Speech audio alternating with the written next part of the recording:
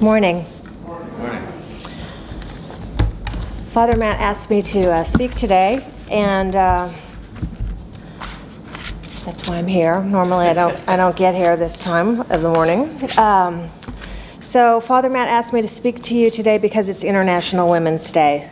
I'm not here to preach, but rather to share some thoughts based on my own experience working with women around the world over the past 30 years. And much of this work has been in the context of our international church family, particularly the Anglican Communion, along with many ecumenical and interfaith partners. So first of all, I wanted to just start by asking you, if you wouldn't mind, how many of you are regularly concerned with the challenges that face women in the world today, that think about it on a regular basis? Okay. And how many of you are concerned with the challenges that face women in this country? Okay, about the same. So Women's Days have been celebrated in this country and in other countries for more than 100 years. In this country, it was adopted by the feminist movement in 1967 and by the United Nations in 1977. And every year, around this time, the United Nations Commission on the Status of Women meets for about 2 weeks to review the progress and to debate the issues that continue to challenge women around the world. This year it would have started this week, but it's been canceled because of the coronavirus. So I was actually planning to be there this week, but that's no longer happening. So since this is not a new issue, it's been with us for millennia. There's been a number of initiatives that have tried to improve the situation that women face, and there's been a lot of progress in areas of education and health. So that doesn't mean that there's still not a ways to go, but we have seen a tremendous increase in enrollment of girls in school, an increase in the number of girls that are finishing school, and a decrease in maternal mortality rates. We've seen a lot of indicators of progress in terms of education and health. The two areas that have seen little to no progress are the areas of economic opportunity, economic equality, and also situations of abuse and violence against women. Those two areas have not seen a lot of progress. On virtually every global measure, women are still more economically excluded than men, both in this country and around the world. They're more likely to be engaged in low productivity activities and more likely to move in and out of employment. They're also globally, the statistic for women who are affected by various forms of violence is 1 out of 4, and that is a global statistic. That's not, we often think of violence against women, we look at the Democratic Republic of Congo, but it is a global statistic. It's as relevant in this country as it is in every country, and when I say violence and abuse, that includes all the definitions of violence. And then for the UN, that means anything from physical or sexual violence to verbal, economic exclusion, abuse, any kind of thing that keeps women from achieving their full potential and treats them as less than human. So I wanted to share with you a couple of statistics before I move on. And I'm just going to read these. Less than 2% of philanthropic gifts are directed, less than 2% are directed specifically to women and girls issues. So if you look at the studies of philanthropy in this country, this is a statistic from this country that came from a report from 2014, less than 2%. Just 2.2% of venture capital in this country goes to ventures that have been founded by women, 2.2%. Okay, so you're looking at the minuscule amount that's actually focused on strengthening and promoting women's issues. And then, as I said, globally, 1 out of 4 women or girls are experiencing some form of abuse and of violence around the world. So my favorite quote that I use when I'm speaking about this issue comes from our former president, Jimmy Carter, and as you know, he's, as a former president, is very well known for his work in human rights through the Carter Center. And one of his, if not his priority issue, is the issue of women's rights. And he's published books on this, and I just wanted to share with you a quote that I always use when I'm speaking about this issue. He says, "Yet though economic disparity is a great and growing problem, I have become convinced that the most serious and unaddressed worldwide challenge is the deprivation and abuse of women and girls, largely caused by a false interpretation of carefully selected religious texts and a growing tolerance of violence and warfare, unfortunately following the example set during my lifetime in the United States." So for me, this is why it's important to talk about International Women's Day on Sunday here at church. International Women's Day is not a religious day, it's not in our lectionary, so to speak, but there are a few things for us to think about here. So a friend of mine and a colleague who is a researcher at Stellenbosch University in South Africa. She's in charge of the unit on religion and development. She researches the role of religion in international development. I was speaking to her recently, and she was sharing with me that they have a visiting scholar that is looking at the history of different kinds of women's movements, and specifically how the role of faith has been sort of written out of history in terms of some of those women's movements. So in the world that we live in, particularly in what we would call the global West, which is Europe, the United States, we've so much separated church and state, less so in this country well, that's a whole nother subject, but it's for better or for worse. But we've tended to, in some cases, to rewrite the role of faith out of some of the movements that we've seen for social change. So if you look at the history, of some of our more well-known movements, like the suffragist movement, that particularly grew out of women across the spectrum of religious practice, from Quakers to women who saw social reform as a means of testifying to their pursuit of holiness. Many saw suffrage as a matter of divine justice as well as human rights. Other women viewed the right to vote as not only a political and social issue, but a moral issue.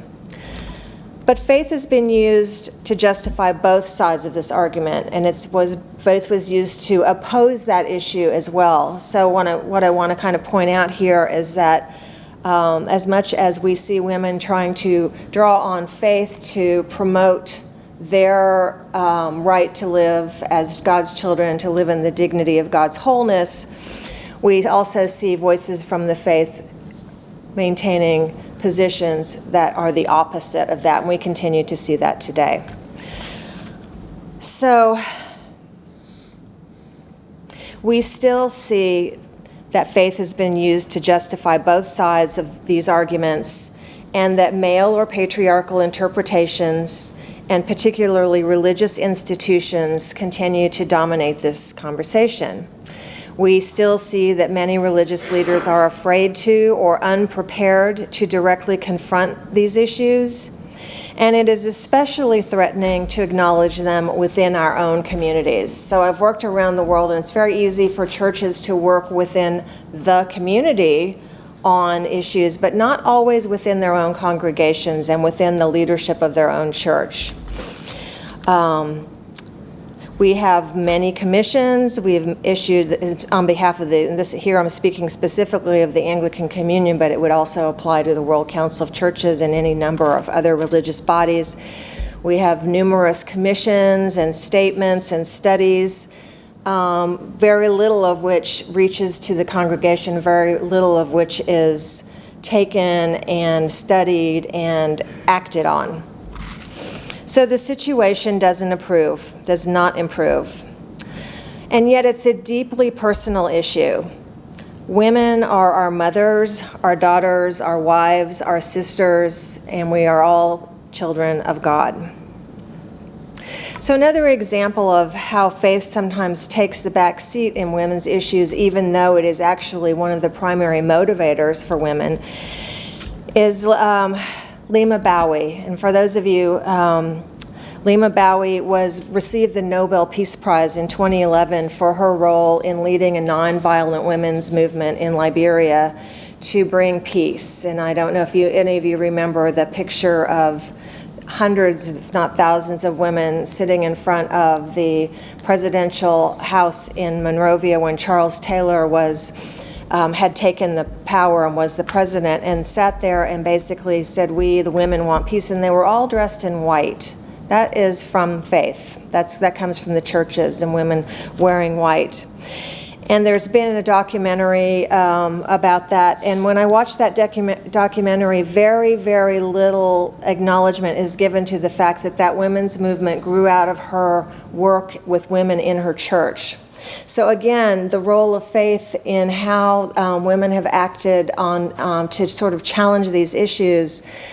One of the reasons why I want to talk about this in church today is to kind of reclaim the faith that drives those efforts. So in keeping with that, I just want to say that it's my belief that we need to reclaim the importance of our faith in social change efforts, and to really speak proudly of that, and to speak more frequently of that. And our own church is leading some of that work through things like Grace Year, our immigrant outreach work, EPIC. We do that here at Grace Church, and that's a really important part of the community presence here. So for the last 8 years, I worked with faith leaders, specifically mostly Anglican, but also ecumenical and Muslim faith leaders in Zambia, Liberia, and Burundi, to specifically prevent,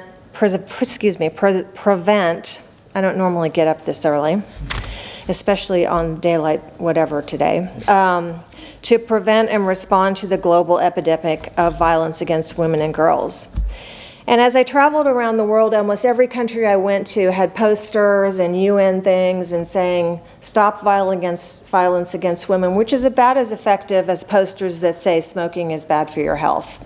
It creates awareness. Almost everyone around the world can say GBV, which stands for gender-based violence, but almost no one would be able to specifically, personally testify to, it's sort of become a piece of jargon rather than a social cause per se. So when we started working with this in the church, what we really wanted to do was to really engage faith leaders. And in this way, I'm talking about ordained and non-ordained faith leaders. For me, a faith leader is anyone who is motivated or acts because of the way they choose to follow God. So our particular focus and our particular niche was, how do we really make relevant at the community and in the congregations the role of faith in speaking to this issue? And how do we really engage at the community and congregation level faith leaders and members of congregations to speak out against this violence, to care more proactively for those who have been affected, and to begin, most importantly, to shift and revisit how we interpret some of the holy texts and scriptures that we've heard all of our lives. So here I just want to make a distinction between religious institutions and faith, because faith exists in and outside religious institutions, but religious institutions and religious structures and power systems tend to frame how we speak about faith. So what we were trying to do and what we did is bring together faith leaders and have them really revisit some of the texts that are used, and really debate and kind of revisit how some of those stories were being interpreted. We did this with Christian and Muslim leaders. So the reason it's important for me to make the distinction between religious institutions and faith is because, in our case, when you look at the teaching of Jesus, the religious institutions and how our faith calls us to be are not always aligned. That's a hard truth to acknowledge and equally hard to change. So we started in our workshops around the country, and we started really, before we even talked about issues facing women, we talked about our own role as faith leaders and why we're called to be, what our faith calls us to be. And we looked at who has influenced us in our lives. And we began to slowly go on a journey where we began to connect personally with not only an issue as a social issue, but an issue that affects each of us personally. And we began to realize how often we accept for normal things that are not normal or things that do not reflect the love that God has for each and every one of us. We're so often not aware of our hidden biases, sort of our cultural traditions, our assumptions, and we maintain levels of comfort with situations or realities that are simply not meant to be comfortable. I think we see this today in our own country as well as around the world. So one of the Bible studies, we always did a very comprehensive Bible study at the beginning of every day, and these would go for at least an hour, sometimes longer. And one of the ones that we used with the women faith leaders in Zambia was based on Luke.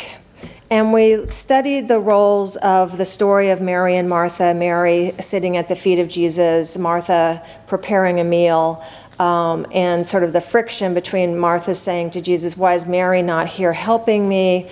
And him saying, basically she is where she's supposed to be, and so on and so forth. And we use this story to sort of look at how we as women perceive our own roles in families and communities. And at the end of the Bible study, we asked every woman to basically say, do you consider your church to be a Mary church or a Martha church? And we began to sort of look at at what point, who is defining who we are as women?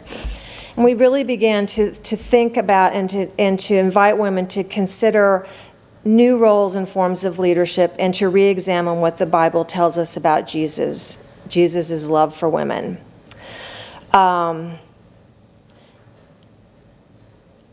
So last year I spoke, and I have been speaking and moderating panels at the UNCSW for the past 8 years. And one of the women that was on one of these panels is a female Islamic scholar. And she spoke about the importance not merely of bringing women into more leadership roles, but rather to redefine ideas of leadership itself. And what are those qualities of leadership? Compassion, empathy, listening. And I teach these skills to people in organizational settings. We live in a world where we are reconsidering how we make choices. Right now we live in an economic situation where more and more we have conversations about purpose versus profit, or combining purpose and profit. We're beginning to realize more and more that profit is not the only thing that needs to drive us. Women have been doing this forever, balancing family and work, and the boundaries between these roles are shifting. So Jesus challenged us on how we judge and exclude women through the story of the woman at the well, the woman who was reviled and touched the hem of his robe and was healed, and when we look at more closely the real friendship and love that he had with Mary and Martha. Mary was the first to recognize Christ as the Messiah and the first to witness the resurrection of Jesus. So in concluding, when women are treated as second-class citizens, how can we realize the wholeness that is the promise of God's kingdom? How can we reclaim the quieter feminine voices in the Bible that call for more inclusive patterns of ministry? How can we be more Christ-like in how we exercise power and authority, and how we address economic injustice and those things that trap women in webs of sexism, racism, classism? For me, God is neither male nor female, neither masculine nor feminine. God embraces and transcends all that we know as male and female. So I just would close with this short prayer. May the God who dances in creation, who embraces us with human love, who shakes our lives like thunder, Bless us and drive us out with power to fill the world with God's justice. Amen. Thank you.